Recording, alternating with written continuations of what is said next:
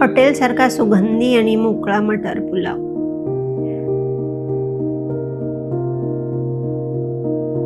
कढईमध्ये चमचाभर तूप घालून 8 ते 10 काजू सोनेरी रंग येईपर्यंत तळून घ्यायचे आहेत.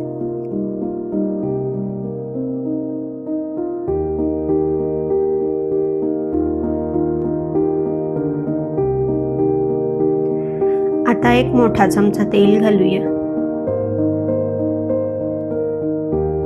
जिरे, तमालपत्र, दालचिनी भाजले की एक मोठा उभा चिरलेला कांदा आणि मीठ रंग बदलेपर्यंत भाजून घ्यायचा आहे.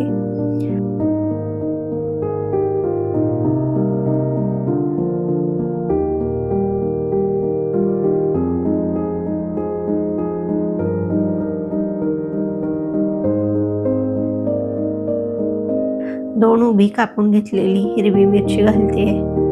तुम्हाला थोडंसं तिखटपणा जास्त हवं असेल तर तुम्ही मिरचीचं प्रमाण तुमच्या आवडीनुसार कमी जास्त करू शकता.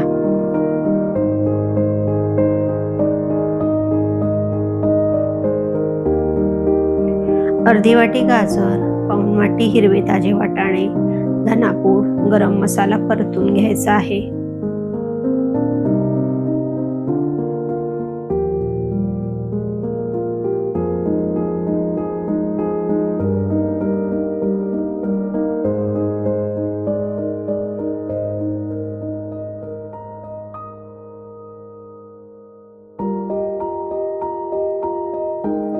वरून गरम पाणी घालायचं. मटर पुलावची चव नाजूक असते. जास्त मसाल्यांचं प्रमाण त्याच्यामध्ये वापरलं जात नाही. आता मिरपूड घातली आहे. बासमती तांदूळ मी 15 मिनिटे भिजवून ठेवला होता, तो घालते.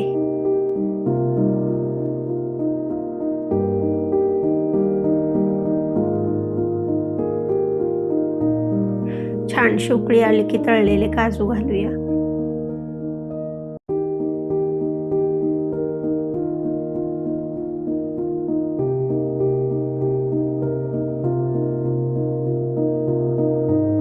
मिठाचं प्रमाण चेक करायचं आहे.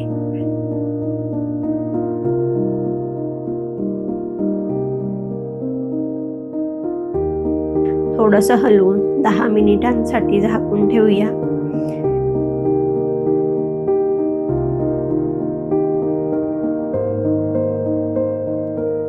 हॉटेलसारखा सुगंधी, मोकळा आणि चविष्ट मटर पुलाव तयार आहे.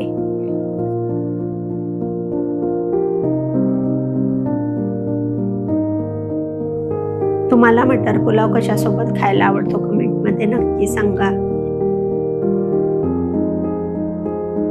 भेटूया लवकरच. तोपर्यंत काळजी घ्या, घरच्यांसोबत स्वतःचीही.